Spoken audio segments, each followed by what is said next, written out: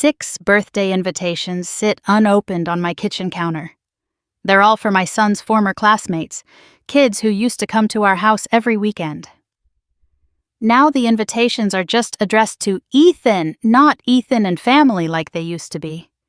Even 8-year-olds know how to exclude the pariah mom. The handwriting on one catches my eye. Tommy Martinez, whose mom used to coordinate carpools with me. She'd written Ethan in careful letters. I can see where she started to write "and" before stopping, pressing down so hard the pen left a faint, angry smudge, the ghost of an invitation I no longer deserved. Even writing my name had become too much. I live in Des Moines now, teaching 2nd grade at a school where nobody knows why I really left Cincinnati, where nobody knows I'm the woman who destroyed 2 families because I couldn't keep my hands off another woman's husband at PTA meetings, where my own son barely speaks to me because I'm the reason his best friend moved away and won't return his calls. The truth is uglier than any rumor could be. I didn't just have an affair. I had an affair with my PTA co-chair while our sons became inseparable best friends. I watched those boys plan their futures together while I was actively destroying any chance they had of staying in each other's lives. That's a special kind of cruelty, even for someone like me. It started innocently enough. Doesn't it always? 3 years ago, I was 37, married to Tom for 12 years, mother to Ethan, who was 5 and starting kindergarten at Riverside Elementary. Tom worked construction. Good, steady work that paid the bills, but it meant he was gone before dawn and exhausted by dinner. I worked part-time as a substitute teacher, picking up shifts when I could, mostly being a stay-at-home mom. The first day of kindergarten, I was that mom. The one with the camera, the hand sanitizer, the labeled everything. Tom had taken the morning off to be there, standing awkwardly in his work boots among the other parents in their office clothes. He kissed Ethan's head, told him to be good, and left for a job site before the bell even rang. That's when I met Andrew. He was kneeling next to a little boy who was clearly his son. Same dark hair, same green eyes, same worried expression. The boy was clutching a dinosaur backpack and looking like he might bolt at any second. "Mason's a little nervous," Andrew said, noticing me watching. "First time at a new school." "We just moved from Dallas," his wife added, appearing beside them. She was tiny, blonde, perfectly put together even at 8 in the morning. "I'm Julia. This is Andrew and Mason." "Diane," I said, "and this is Ethan." Maybe they can be nervous together. It worked. Within minutes, Ethan and Mason were comparing dinosaur backpacks and superhero lunchboxes. By the end of the first week, they were inseparable. By the end of the first month, we were coordinating playdates and pickup times. "Thank God for Ethan," Julia said one afternoon, watching the boys build Legos in our living room. "Mason's had such a hard time with the move. Your son is the first real friend he's made." I should have seen the signs then. How Andrew always handled pickup and drop-off, how Julia traveled constantly for her pharmaceutical sales job, how he'd linger at playdates, accepting my offers of coffee while the boys played, how our conversations gradually shifted from discussing our sons to discussing our lives.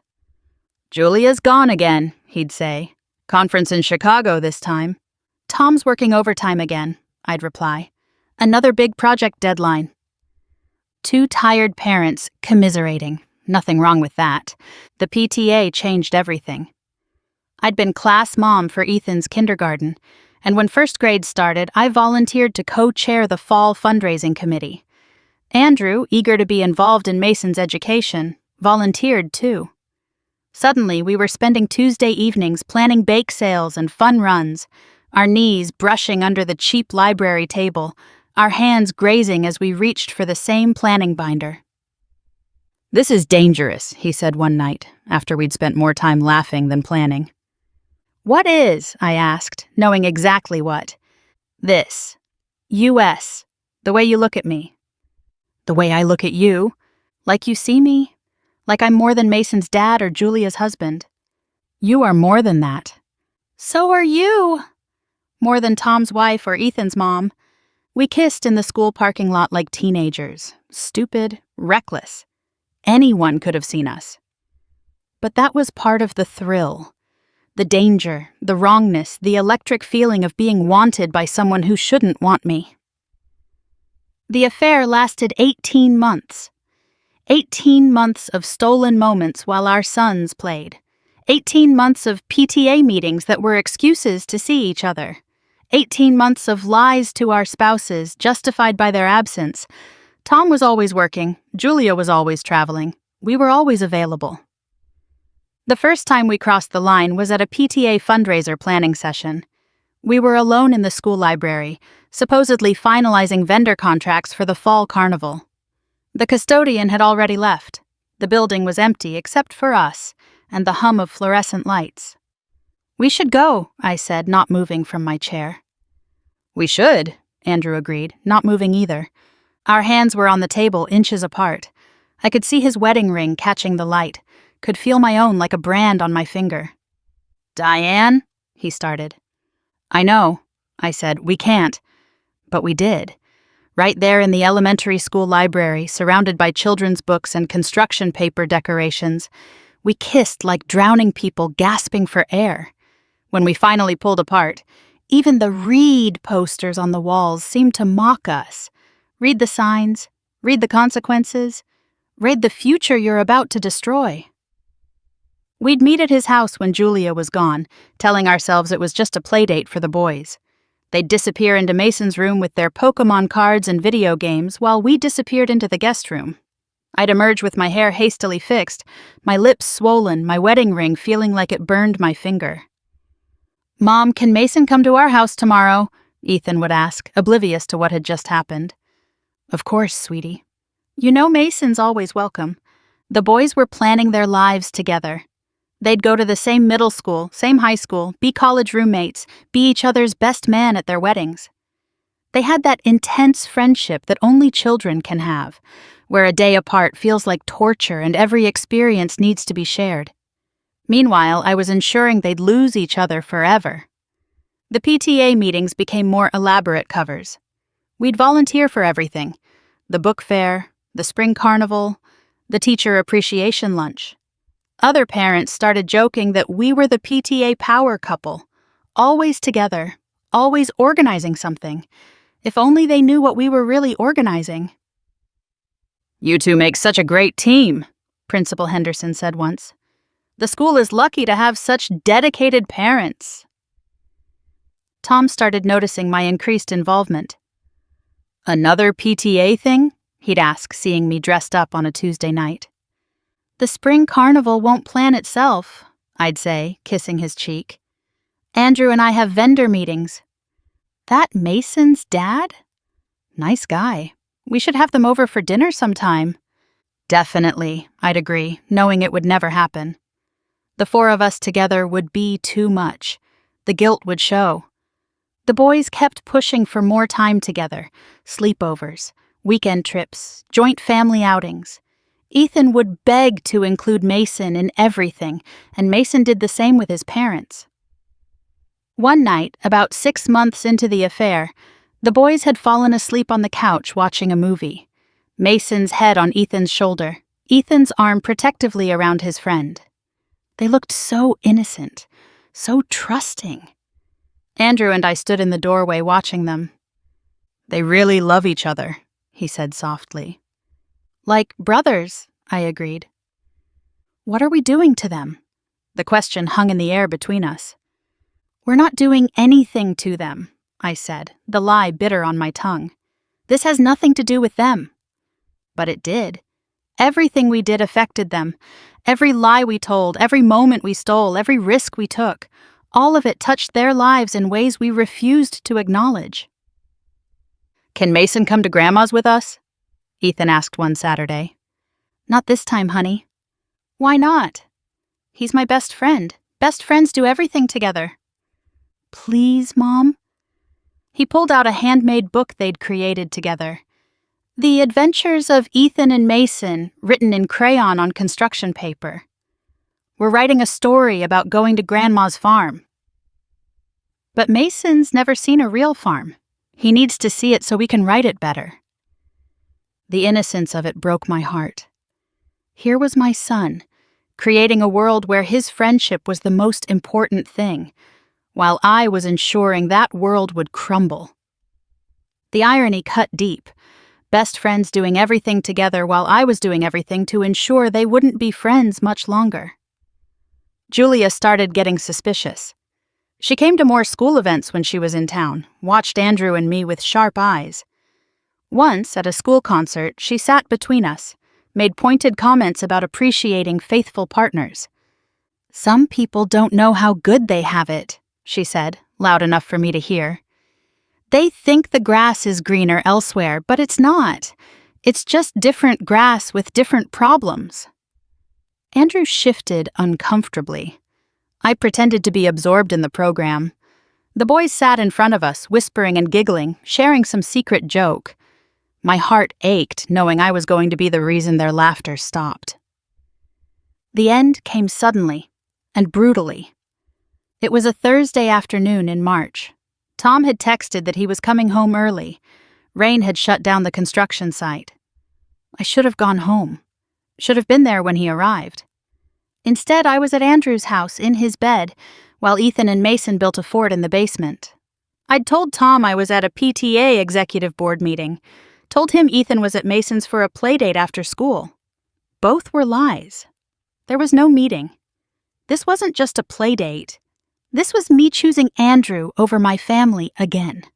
The boys were downstairs creating what they called Fort Best Friend, complete with a sign that said "No adults allowed unless you're cool." They'd raided the linen closet for blankets, the kitchen for snacks. Their laughter floated up through the floorboards, punctuating our betrayal with innocent joy. "We should check on them," I said at one point, guilt momentarily surfacing. "They're fine," Andrew murmured against my neck. "Listen, they're happy." Happy. Yes, they were happy. Happy in their ignorance of what their parents were doing. Happy in their belief that their friendship was sacred, protected, permanent. We didn't hear Tom's truck pull up, didn't hear him knock, didn't hear Ethan answer the door. "Hi, Mr. Tom," Mason chirped. "Ethan's here. We're building the world's biggest fort. Want to see?" "Where's Ethan's mom?" Tom asked. "Upstairs with my dad." "They're working on PTA stuff again. They're always working on PTA stuff." The footsteps on the stairs barely registered. The bedroom door opening happened in slow motion. Tom standing there, taking in the scene, me scrambling for clothes, Andrew frozen in shock, the truth written clearly in the messy sheets and guilty faces. "Get dressed," Tom said quietly, too quietly. "Get your son. Get out." "Tom, I can explain." "Get out!" The boys appeared in the hallway, drawn by the shouting. Ethan's face crumpled, seeing his father's rage, his mother's tears, the wrongness of it all. Mason just looked confused. "What's happening?" Mason asked. "Why is everyone yelling?" Andrew found his voice. "Everything's fine, buddy. Ethan and his parents just need to go home now." "But our fort isn't done. We have to finish Fort Best Friend."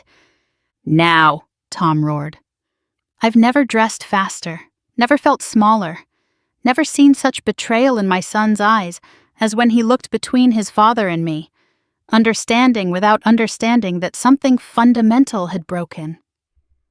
"Is this why we come here all the time?" Ethan asked in the car, his voice small and confused. "You and Mr. Andrew?" Tom's jaw tightened. "Don't worry about it, buddy." "But Mason's my best friend." "Are we still going to be friends?" Neither of us answered. How could we? How could I tell my 8-year-old that I'd just destroyed his most important relationship? That his best friend would likely disappear from his life because Mommy couldn't control herself? "Dad's crying," Ethan whispered from the back seat, his voice full of a kind of terror I'd never heard before. "Dads don't cry. Why is he crying?" I turned to look at Tom.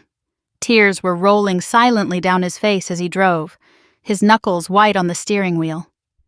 In 12 years of marriage, I'd seen him cry exactly twice, when Ethan was born and when his father died. Now I'd added a third time to that list.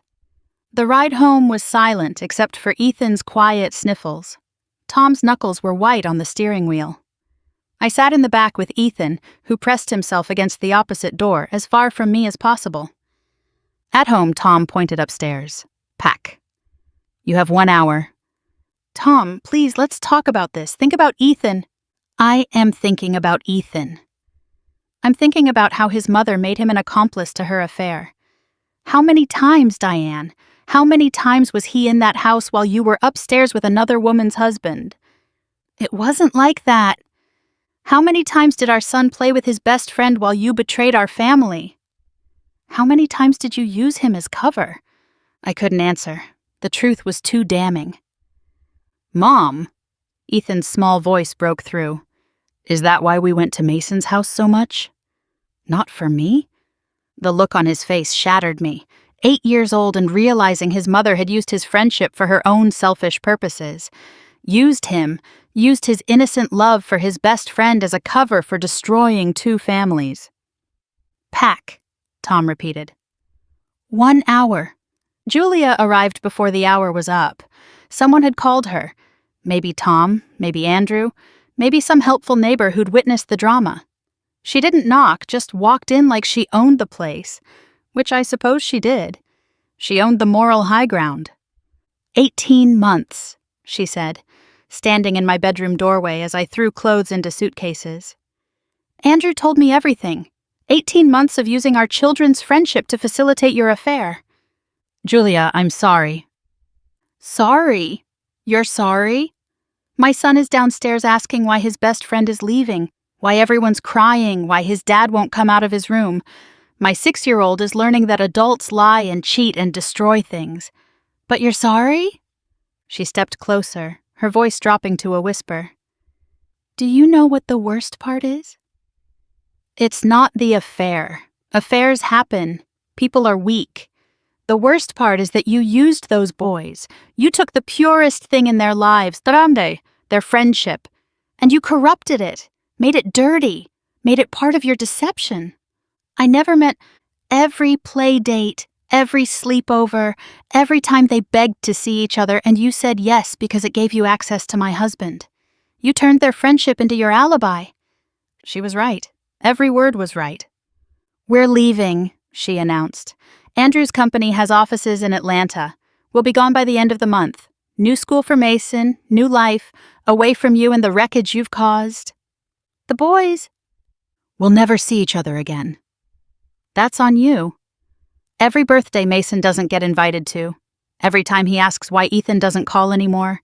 Every friendship he struggles to make because he learned at 6 that friendships can be lies. That's on you. She pulled out her phone, showed me a video. It was Mason and Ethan from last week, making a blood brothers pact in the backyard. They'd pricked their fingers with a safety pin, pressed them together, sworn eternal friendship. They did this last Tuesday, she said, while you were upstairs with my husband. They were downstairs becoming blood brothers, and you were upstairs destroying their brotherhood. How do you live with yourself? I couldn't answer. There was no answer. Mason already has anxiety, she continued. Did you know that? Probably not. Too busy with Andrew to notice. He sees a therapist for social anxiety. Ethan is the only friend who's ever broken through that. The only one Mason trusts completely. And now I have to take that away from him. I have to move my anxious 6-year-old across the country, away from his only friend, because of you. She left without another word. From downstairs, I could hear Ethan crying, begging Tom to let him say goodbye to Mason. Tom's response was gentle but firm. Not today, buddy. Maybe when things calm down. But things never calmed down. The Richardsons were gone within 2 weeks. Mason's last day at school, Ethan came home with a picture Mason had drawn. 2 stick figures holding hands, labeled Best Friends Forever, in shaky first-grade handwriting. He said to remember him, Ethan told me, not meeting my eyes. He said his parents won't let him call me anymore. The divorce was swift and brutal. Tom got primary custody.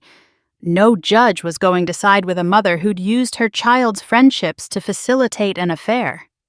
I got every other weekend and Wednesday dinners. The house sold quickly. Tom and Ethan moved to a smaller place closer to his parents. I got an apartment on the other side of town. The school community turned against me completely. The other PTA mothers who'd once been friends wouldn't make eye contact. Playdates for Ethan dried up. Birthday invitations stopped coming. He became the kid with the cheating mom, the one whose best friend disappeared overnight.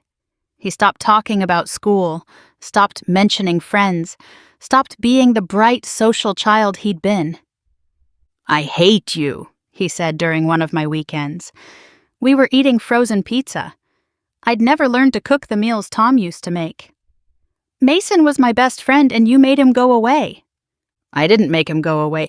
"Yes, you did," his mom told my dad. "She said they had to leave because of what you did." I heard them talking when they thought I was asleep.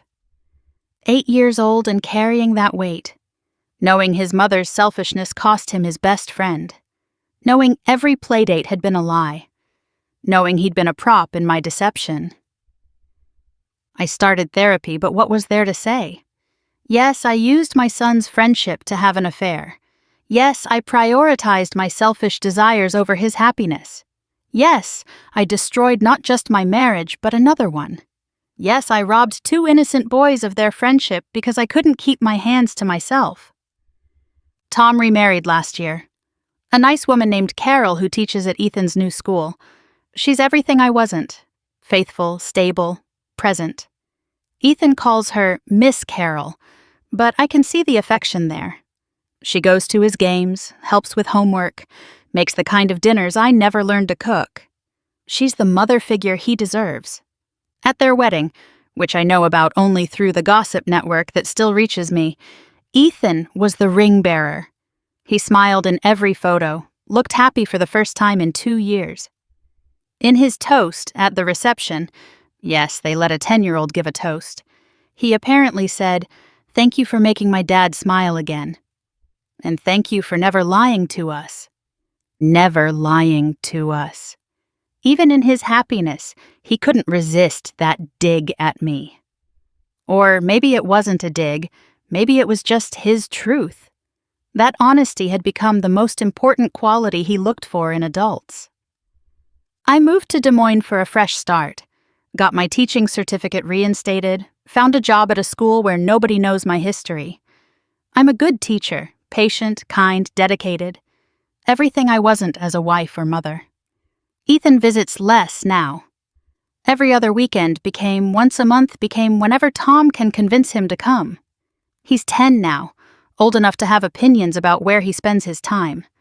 Old enough to choose his real family over the woman who gave birth to him but couldn't put him first. Last month he mentioned Mason. First time in over a year. "I found him online," he said quietly. "On that gaming platform Dad lets me use." My heart jumped. "Did you message him?" "I tried." He didn't answer. His profile says he's in Atlanta. "I'm sorry, honey." His username is still Ethan and Mason BFF from when we made our accounts together. He pulled out his phone, showed me the profile. Mason's avatar was a photo of 2 Lego figures standing side by side, one blonde like Ethan, one dark-haired like Mason. The bio read, "Former Cincinnati kid. I had a best friend once. Had, past tense." Even in his online profile, Mason had relegated their friendship to history. "I sent him 47 messages," Ethan admitted. "I counted." Started with "hey" and ended with, "I'm sorry for whatever my mom did." He read them all. The app shows when someone reads messages. He read them and never answered. 47 messages. 47 attempts to reconnect with his best friend. 47 times Mason chose silence over response. He looked at me then, really looked at me for the first time in years. "Why did you do it, Mom? Why was whatever you had with his dad worth more than what Mason and I had?" I didn't have an answer. There isn't one. How do you explain to a child that adults can be so selfish, so short-sighted, so cruel? How do you tell him that his friendship was collateral damage in my pursuit of feeling alive? How do you admit that you saw his happiness and used it as currency for your own? I don't know, I said finally. I was selfish and stupid and wrong, and I'm sorry. Sorry doesn't bring Mason back. No, it doesn't. Sorry doesn't undo the playdates that were really trysts. Sorry doesn't erase the PTA meetings that were foreplay. Sorry doesn't give back the best friend he lost because his mother couldn't resist another woman's husband. The birthday invitations on my counter are from his new classmates, kids who don't know our history. Tom must have given them my address, still trying to help me maintain some connection to our son. But Ethan won't go to the parties, won't risk making friends again, won't chance another loss. That's my legacy. A son who won't trust friendship because his mother taught him that friendships can be weapons, can be lies, can disappear because grown-ups can't control themselves. Andrew sent one message, about 6 months after they moved. A photo of Mason at his new school, looking lost and alone. He asks about Ethan every day, was all it said. I deleted it. What else could I do? Tell him I was sorry? That I missed him too? That I'd destroyed everything for an affair that couldn't survive exposure? Julia was right to take Mason away, right to protect him from people like us. The PTA at Ethan's new school sends me flyers sometimes, volunteer opportunities, fundraising committees. I throw them all away. My days of using school activities as cover are over. My days of being trusted with anything are over. Next month is Ethan's birthday. He'll be 11. He's asked to have his party at Tom and Carol's house. Just family, he said. No friends from school, no risk of attachments that might be severed by adult selfishness. I'll go, of course. Bring a gift he probably won't use. Watch him blow out candles on a cake Carol baked. Pretend it doesn't kill me that my son learned at 8 that love is dangerous and friendship can be a lie. The invitations still sit on my counter. 6 chances for Ethan to be a normal kid at normal parties with normal friendships. But normal ended when I chose Andrew over everything else. When I decided that my need to feel desired mattered more than my son's need for stable friendships.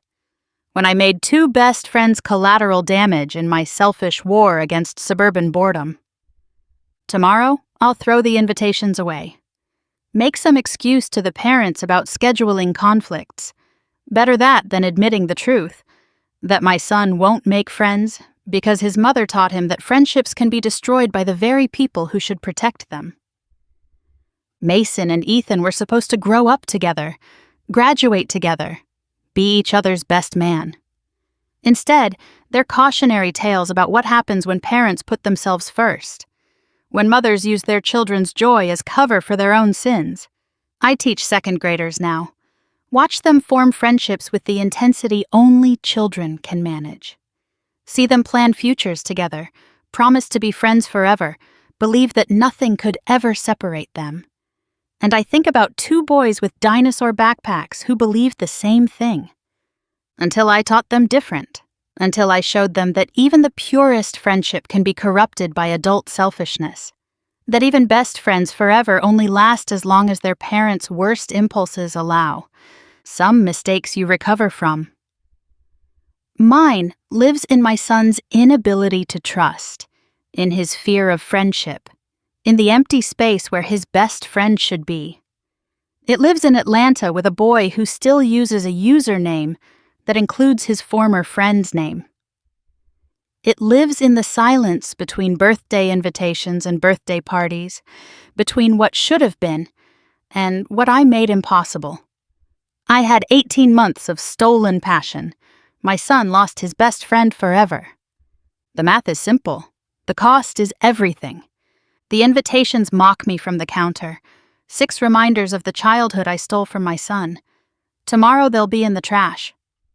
But the damage I did? That's forever. Written in my son's distrust, in his loneliness, in his learned lesson that love isn't safe when your mother treats it like a game. 2 boys with dinosaur backpacks deserved better. My selfishness ensured they'd never get it.